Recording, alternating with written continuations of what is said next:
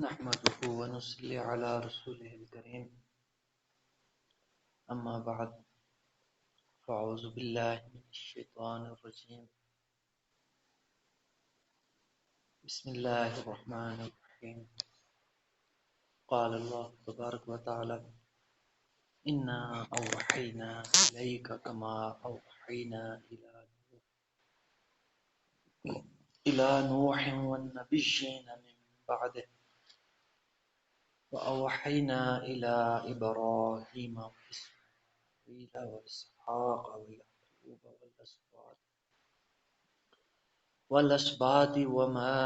والأسباط وعيسى وأيوب ويونس وهارون وسليمان وآتينا داود زبورا ورسلا قد قصصناهم عليك من قبل ورسلا لم نقصصهم عليك وكلم الله موسى تكليما رسلا مبشرين ومنذرين لئلا يكون للناس على الله حجة بعد الرسل وكان الله عزيزا حكيما صدق اللہ العظیم۔ یہ سورۃ النساء کی آیت مبارکہ 163 انا اوحینا الیک، بے شک ہم نے آپ کی طرف وحی بھیجی، کما اوحینا الی نوح، جیسے کہ ہم نے وحی بھیجی تھی نوح علیہ السلام کی طرف، والنبیین من بعد، اور دوسرے نبیوں کی طرف جو ان کے بعد تشریف لائے، وَأَوْحَيْنَا إِلَىٰ إِبْرَاهِيمَ، اور ہم نے وحی بھیجی ابراہیم علیہ السلام کی طرف، وَإِسماعیل،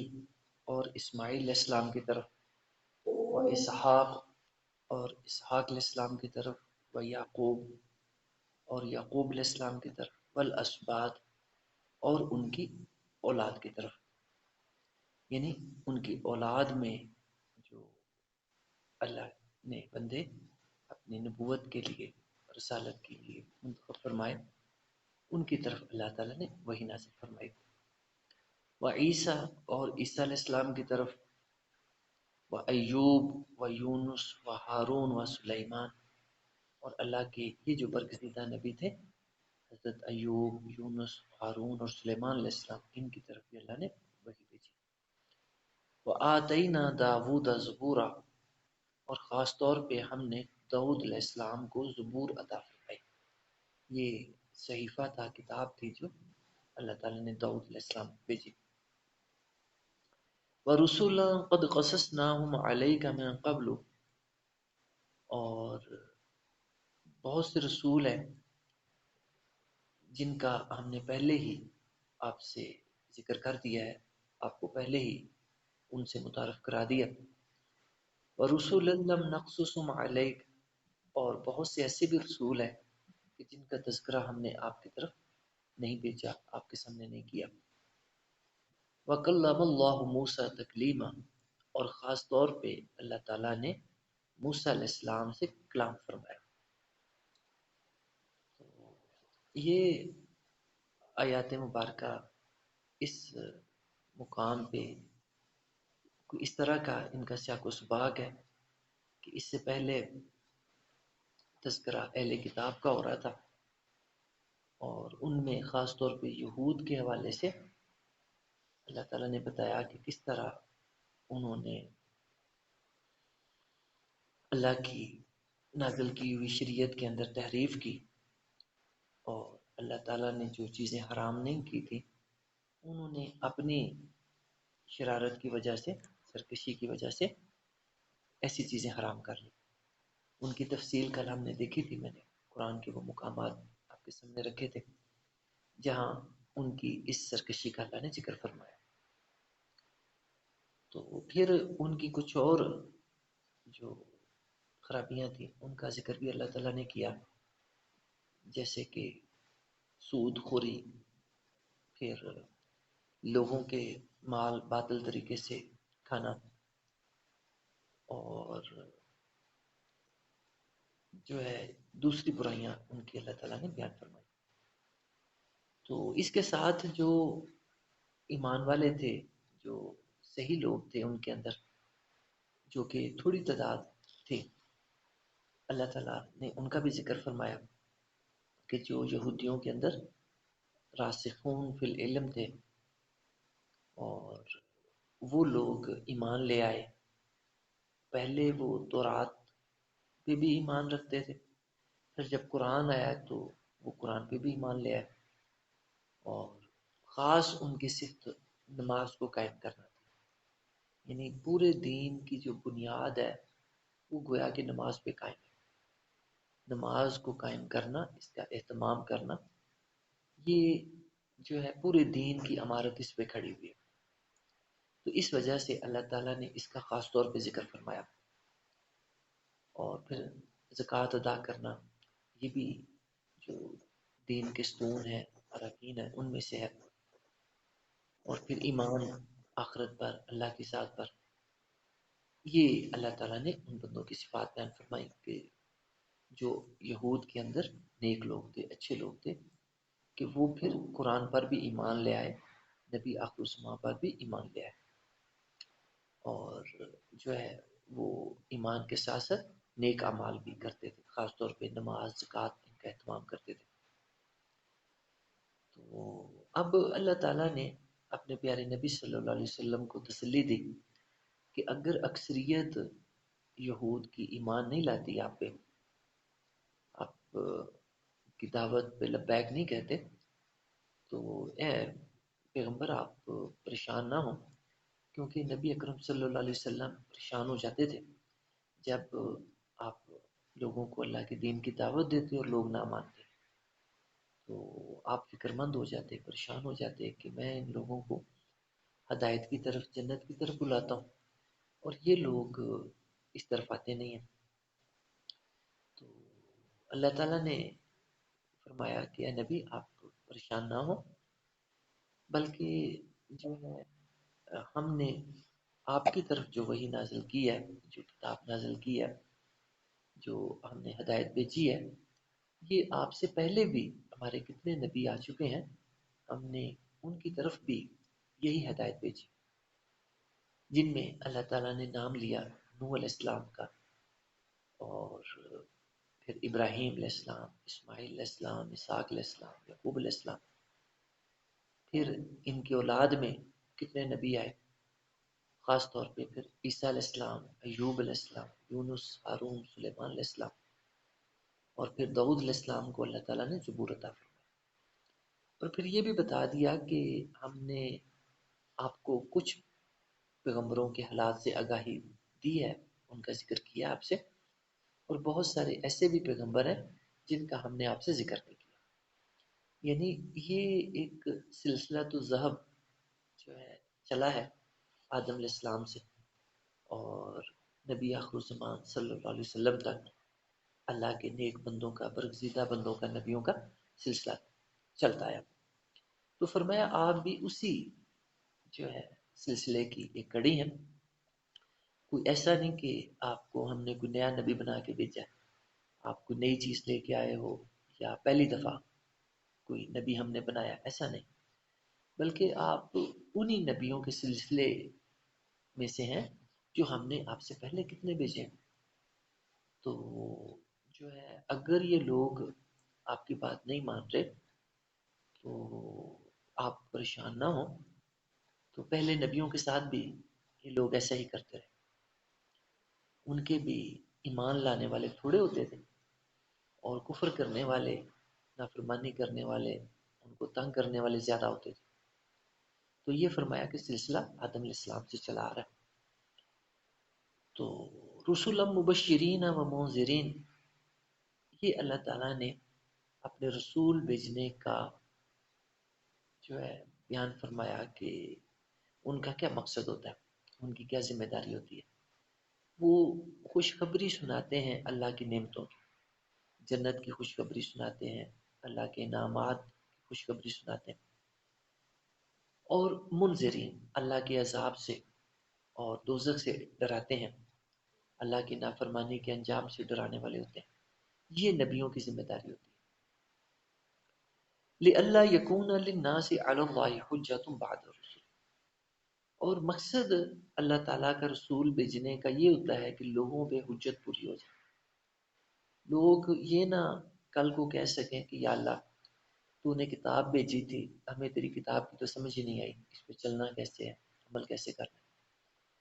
تو اللہ تعالیٰ نے اس عذر کو ختم کرنے کے لیے ہمیں انسانوں میں سے جو ہماری طرح کھاتے پیتے، ہماری طرح سوتے جاگتے، ہماری طرح جو شادی بیاہ کے مراحل سے گزرتے اور ہماری طرح وہ بازاروں میں جاتے، کاروبار کرتے، باقی سارے معاملات جس طرح کے عام انسان کرتے، تو یہ سارے تقاضے اللہ کے نبیوں کے ساتھ بھی لگے ہوتے تھے، کیونکہ وہ ہمیں انسانوں میں سے ہوتے تھے، ان کے ماں باپ بھی ہوتے تھے، بہن بھائی بھی ہوتے تھے، اولاد بھی ہوتی تھی، بیویاں بھی ہوتی تھی، تو یعنی ہم ہی میں سے، انسانوں میں سے ہی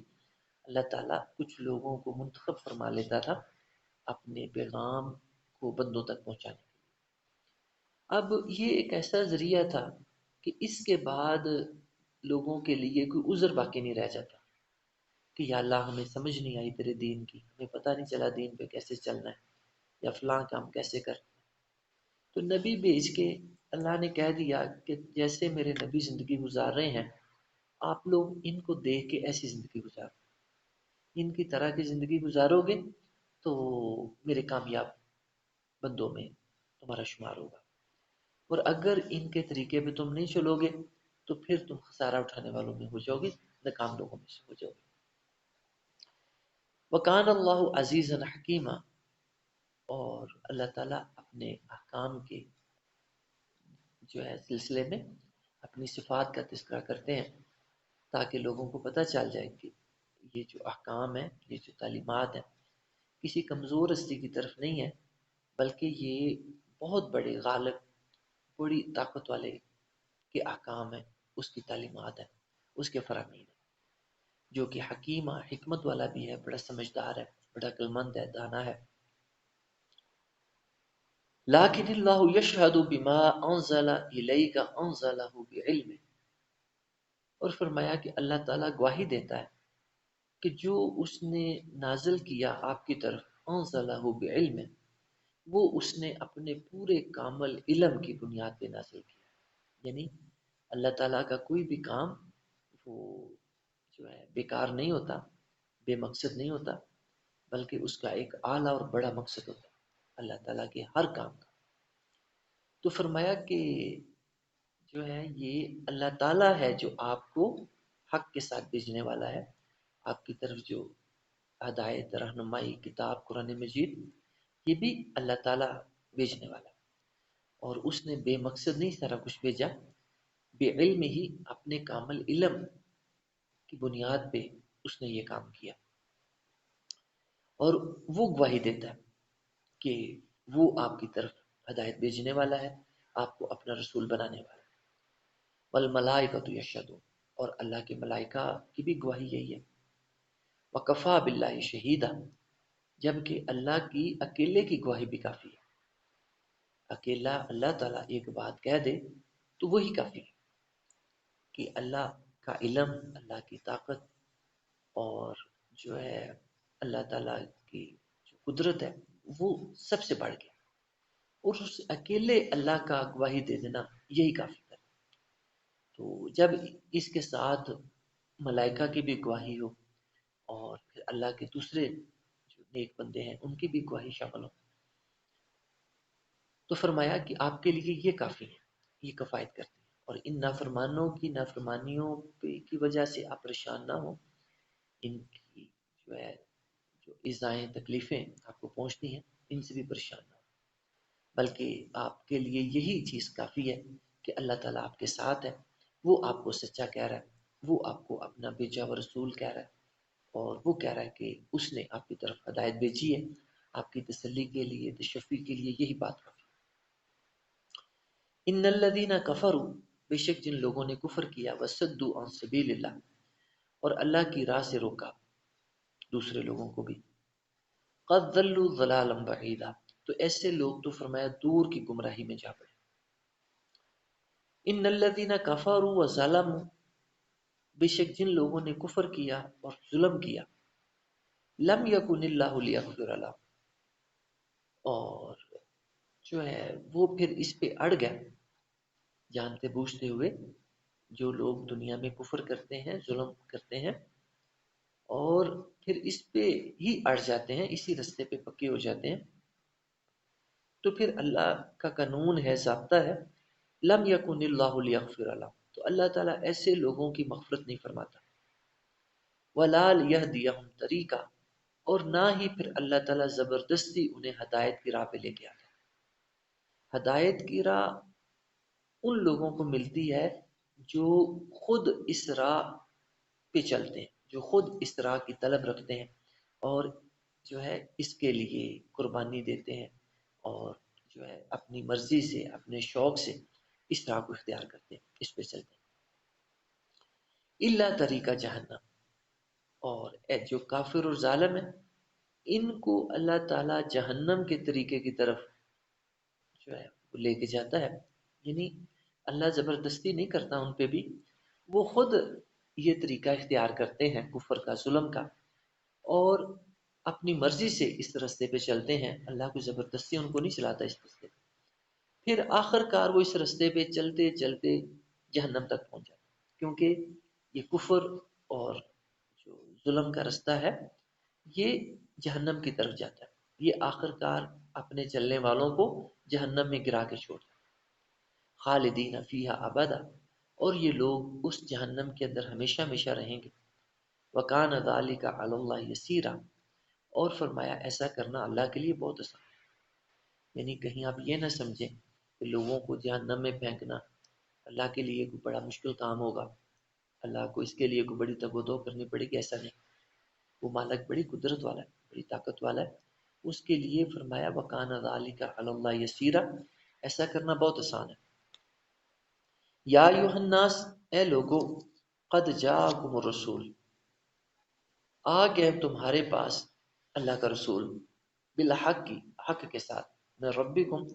تمہارے رب کی طرف سے. فآمنوا، بس تم ایمان لاؤ، خیر لکم، یہ تمہارے لیے بہتر. وَإِن تکفروا، اور اگر تم کفر اختیار کرو گے، نبی پہ ایمان نہیں لاؤ گے، فإن للہ، تو بے شک اللہ ہی کا ہے، ما فی السماوات والارض، جو کچھ آسمانوں اور زمین میں ہے. وکان اللہ علیما حکیما، اور اللہ تعالیٰ بڑے علم والا اور بڑی حکمت والا. یہ جو ہے اللہ تعالیٰ نے لوگوں کو آگاہ کیا کہ دیکھو میں نے تمہاری طرف اپنا خاص رسول بھیجا ہے. الرسول میں جو لام تعریف ہے یہ خاص کرنے کے لیے ہے، خاص رسول بھیجا، اپنا آخری رسول خاص طور پہ بھیجا، بالحق، حق کے ساتھ، میں ربکم، یعنی یہ جو ہے کہ اپنی مرضی سے نہیں آئے، اور نہ ہی جو ہے یہ مطلب ایسے ہی باتیں کرنے شروع ہو گئے. فرمایا کہ یہ تمہارے رب کی طرف سے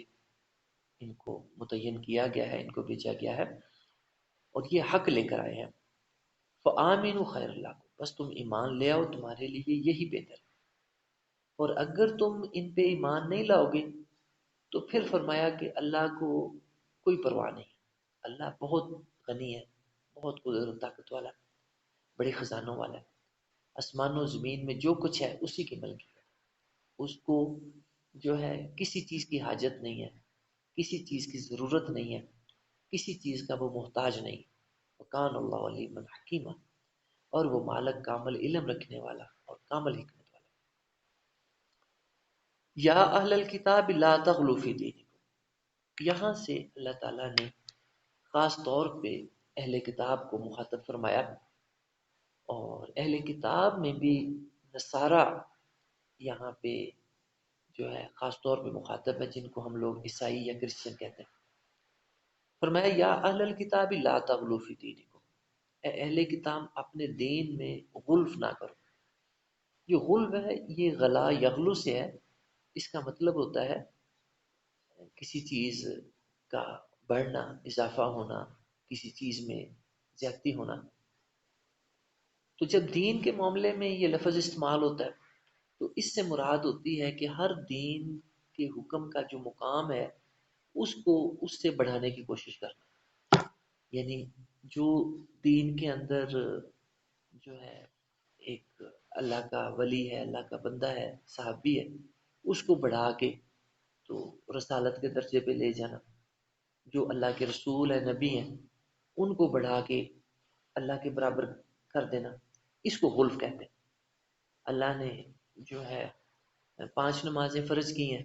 تو ان کو بڑھا کے 6 7 8 10 کر دینا. روزے اللہ نے 1 مہینے کے کیے ہیں تو اس کو بڑھا کے 1.25 مہینے کے، 1.5 کے، 2 کے، 4 کے کر دینا.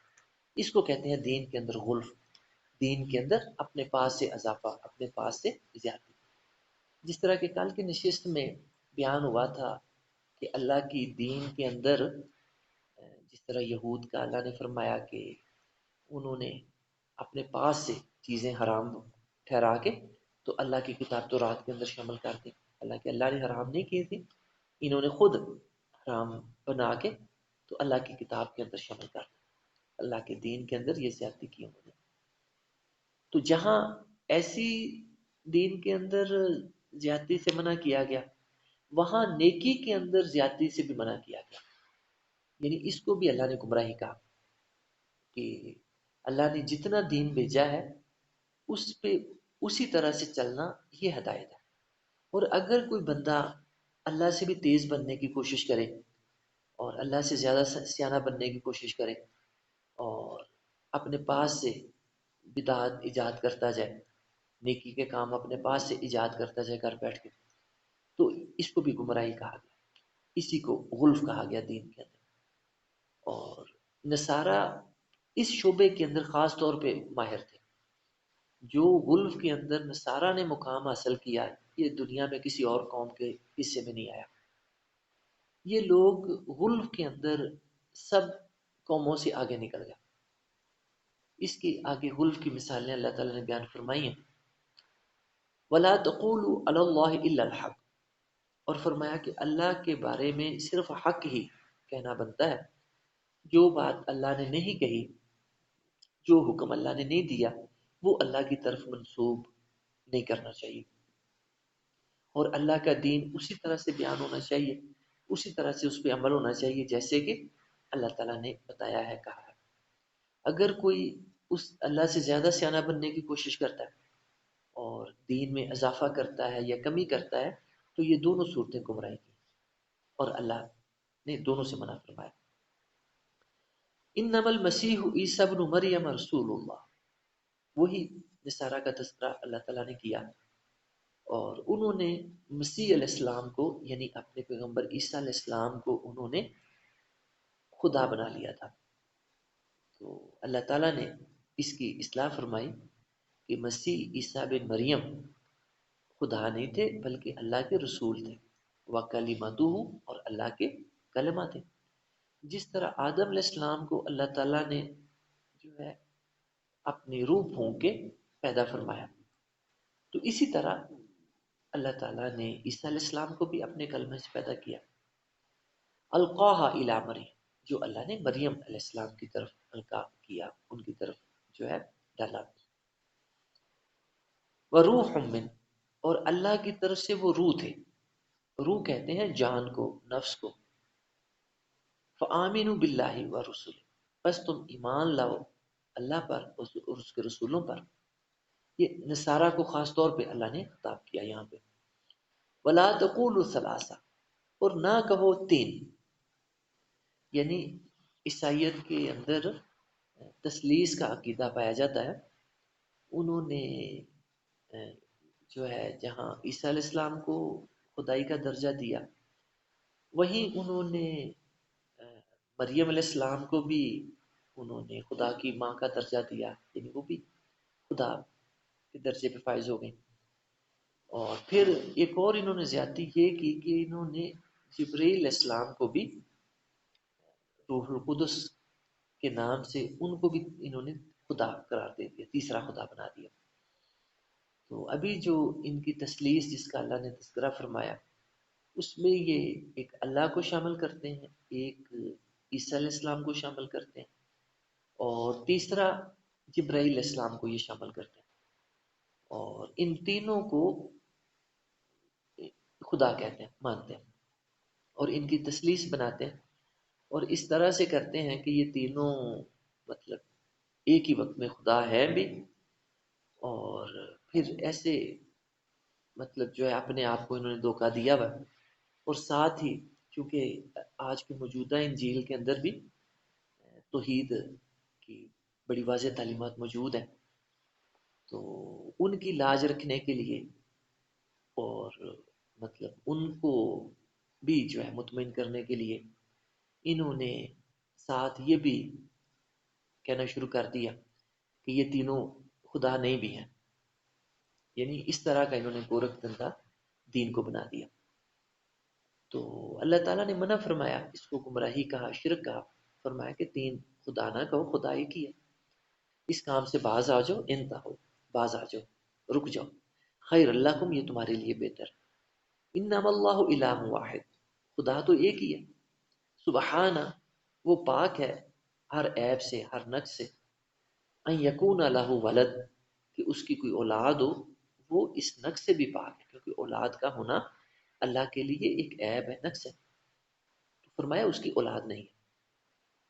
کیونکہ انہوں نے عیسیٰ علیہ السلام کو خدا کا بیٹا بنا دیا۔ لہو ما فی السماوات و ما فی الارض، اسی کی ملکیت ہے جو کچھ آسمانوں اور زمین میں ہے، وکفا باللہ وکیلا، اور اللہ تعالیٰ کارسازی کے لیے کافی ہے، یعنی جب اکیلا اللہ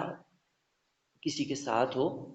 تو کسی اور کی پھر انسان کو پرواہ نہیں ہوتی، ضرورت نہیں ہوتی، اور جب ایک اکیلا اللہ ساتھ نہ ہو بندے کے تو پھر بندہ دنیا جہان کو بھی ساتھ ملا لے تو وہ اکیلا ہی ہوتا ہے۔ اکیلے اللہ کی ذات وہ انسان کے لیے کفایت کرتی ہے، تو لہٰذا انسان کو اللہ کی ذات کے قریب ہونے کی کوشش کرنی چاہیے، اللہ کا قرب حاصل کرنے کی کوشش کرنی چاہیے۔ ایک اللہ راضی ہو جائے تو سب کچھ مل جاتا ہے، سب راضی ہو جاتے ہیں، اور اگر ایک اللہ کو ناراض کر لیا تو پھر خسارہ ہے، اور پھر ساری دنیا کو بھی انسان خوش کرتا پھرے تو کوئی فائدہ نہیں اس کا۔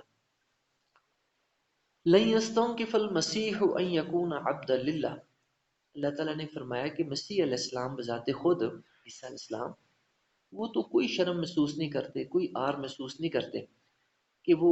اللہ کے بندے بنے، یعنی ان کو تو اس پہ فخر ہے کہ وہ اللہ کے بندے، اور انسان کی معراج ہے یہ کہ اللہ تعالیٰ کسی انسان کو اپنا بندہ کہہ دے۔ وَلَا الْمَلَائِكَةُ الْمُقَرَّبُونَ، اور نہ ہی ملائکہ کو اس چیز میں کوئی شرم ہے، آر ہے کہ وہ بھی اپنے آپ کو اللہ کے بندے کہنا ہے، کیونکہ انہوں نے نصارہ نے ملائکہ کو بھی جو ہے خدا بنا لیا تھا، جس طرح کہ میں نے ذکر کیا کہ جبرائیل علیہ السلام بھی فرشتے تھے، ملک تھے یہ بھی، تو تثلیث کے اندر انہوں نے جبرائیل علیہ السلام کو بھی شامل کیا ہوا ہے۔ اب مجھے یہ نہیں مطلب جو ہے سمجھ آتی کہ ٹھیک ہے عیسیٰ علیہ السلام تو ان کے نبی تھے اور انہوں نے غلف کر کے ان کو خدائی کے درجے پہ پہنچا دیا، تو باقی جبرائیل علیہ السلام کو پتہ نہیں انہوں نے کیوں خدا بنا دیا، تو کبھی کوئی واسطہ پڑا تو میں ان سے پوچھوں گا کہ یہ آپ نے کس مقصد کے تحت کیا۔ وَمَن يَسْتَنكِفْ عَنْ عِبَادَتِهِ، اور جو کوئی آر محسوس کرے اللہ کی عبادت سے، وَيَسْتَكْبِرْ، اور تکبر کرے، فَسَيَحْشُرُهُمْ إِلَيْهِ جَمِيعًا، تو وہ ان سب کو اپنے پاس جمع کرے گا، یعنی کوئی انسان اللہ کی بندگی سے آر محسوس کر کے، شرم محسوس کر کے، تکبر کر کے کیا کر لے گا، کہاں چلا جائے گا؟ آخر کار حشر تو اللہ کے پاس ہی ہونا ہے، حساب کے لیے اللہ کے پاس ہی جانا ہے، تو پھر اللہ تعالیٰ جو ہے پوچھے گا کہ بھئی کیا کر کے آئے دنیا میں، کون سا رستہ اختیار کیا۔ فَأَمَّا الَّذِينَ آمَنُوا وَعَمِلُوا الصَّالِحَاتِ، جو لوگ تو ایمان لاتے ہیں، اعمال صالح کرتے ہیں، فَيُوَفِّيهِمْ أُجُورَهُمْ، ان کے تو اللہ تعالیٰ اجر ان کو پورے پورے عطا فرمائے گا، وَيَزِيدُهُم مِّن فَضْلِهِ، اور اپنے فضل سے اللہ تعالیٰ ان کو زیادہ بھی عطا فرمائے گا۔ یہ اللہ تعالیٰ کا وعدہ ہے کہ جو بندہ اخلاص کے ساتھ کوئی نیکی کرتا ہے، اللہ تعالیٰ اس نیکی کی پرورش کرتا ہے، اس کو اللہ تعالیٰ بڑھاتا ہے، کئی گنا بڑھا کے اس کا صلہ بندوں کو اللہ تعالیٰ دے گا۔ اور حدیث مبارکہ میں ہے، نبی اکرم صلی اللہ علیہ وسلم نے ارشاد فرمایا، جب کوئی بندہ اللہ کی راہ میں ایک کھجور بھی اخلاص کے ساتھ، صحیح نیت کے ساتھ صدقہ دیتا ہے، اللہ کی راہ میں ایک کھجور کا دانہ بھی دیتا ہے، لیکن نیت صحیح ہو، اخلاص ہو، تو اللہ تعالیٰ اس ایک کھجور کی بھی پرورش کرتا ہے، اور اتنا بڑھاتا ہے، اتنا بڑھاتا ہے کہ احد پہاڑ سے زیادہ اللہ تعالیٰ اس کو بڑھا دیتا ہے، اتنا اللہ تعالیٰ بڑھا کے اجر دیتا ہے۔ اسی طرح ہمارے جو باقی اعمال ہیں، ہم تھوڑے کرتے ہیں، اللہ تعالیٰ اخلاص کے ساتھ، صحیح نیت کے ساتھ کیے ہوئے اعمال کو کئی گنا بڑھا کے ان کا صلہ عطا فرمائے گا، اجر عطا فرمائے گا۔ یہی بات اللہ تعالیٰ نے یہاں بیان فرمائی کہ وَيَزِيدُهُم مِّن فَضْلِهِ، اپنے فضل سے اللہ تعالیٰ بندوں کے اعمال کو بڑھا کے ان کو صلہ عطا فرمائے گا۔ وَأَمَّا الَّذِينَ اسْتَنكَفُوا، اور جو لوگ جو ہے اللہ کی دین پر چلنے میں آر محسوس کرتے رہے، وَاسْتَكْبَرُوا، تکبر کرتے رہے، اپنے آپ کو بڑا سمجھتے رہے،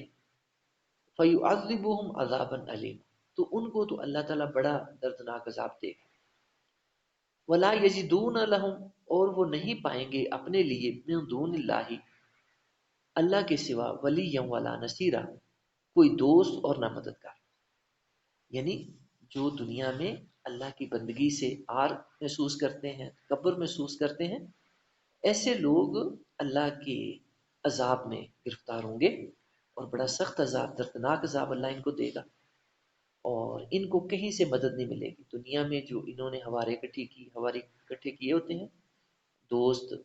اپنے اکٹھے کیے ہوتے ہیں، باقی اپنے سپورٹر اکٹھے کیے ہوتے ہیں، یہ سارے صرف دنیا میں ہی رہ جائیں گے، اور آگے ان میں سے کوئی کام نہیں آ سکے گا، وہاں پہ ان میں سے کوئی بندے کی کوئی سپورٹ نہیں کر سکے گا، بلکہ وہاں پہ جو کام آئے گا تو وہ ایمان اور اعمال صالحہ کام آئے گا جو بندہ دنیا میں کرتا ہے۔ یہ اصل کمائی اس دنیا کی۔ اللہ تعالیٰ ہمیں دین کو سمجھنے کی، عمل کی توفیق عطا فرمائے۔ وآخر دعوانا ان الحمد للہ رب العالمین۔